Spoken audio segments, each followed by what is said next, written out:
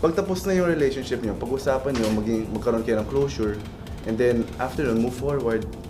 Di ba, move forward nga, kaya after nyo mag-closure, wala na, i-ghost nyo na, block nyo na yung isa't isa. Guys, POV check muna tayo at ito ang tanong ko para sa mga celebs na kasama natin. Ito, pwede bang maging magkaibigan ang mag-ex? Naku, napaka-spicy na tanong. Ito, Bawal. kasama natin ngayon si Clifford. Yan, at si bawal. Prince. Bawal? Bawal ka agad. Bakit? Yan. Bakit bawal?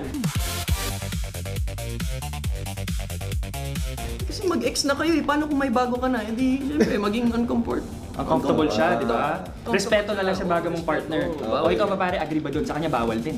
Ako, feeling ko pwede naman sa akin.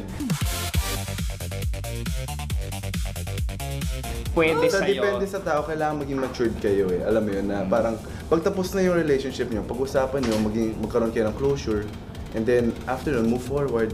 Tapos na, wala na. Bakit may ex ka bang naging kaibigan mo right after? Pero wala. Wala? O paano, bakit naman pwede? Kung wala ka naman naging kaibigan Ano ng eh, ex? hindi ko sinusunod yung sarili ko advice. Wishful thinking ka lang. Oo, eh, ganun Ikaw ako ba eh. pre, may ex ka na naging Wala. kaibigan? Wala talaga.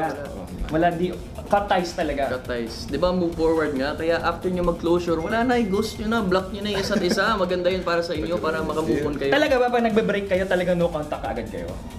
Hindi naman, parang syempre dapat pag nag-break kayo, pag-usapan nyo muna para hindi pa balik-balik yung thought na yun. Kasi baka gusto mo pa rin pala, di ba? At least maklaro nyo sa isa't isa na, uy, gusto pa rin kita, pero sasabihin ng isa na, ayoko na. At least naklaro nyo, di ba? Ako kasi malaking bagay sa akin pag sinabing break ni. So if hindi pa kayo sure, dapat hindi nyo sabihin na mag-break muna. Kailangan ayusin nyo muna yung problema, pag-isipan muna. Then yun. Para napaka-experience nyo. Bakit ilan na ba yung ex mo?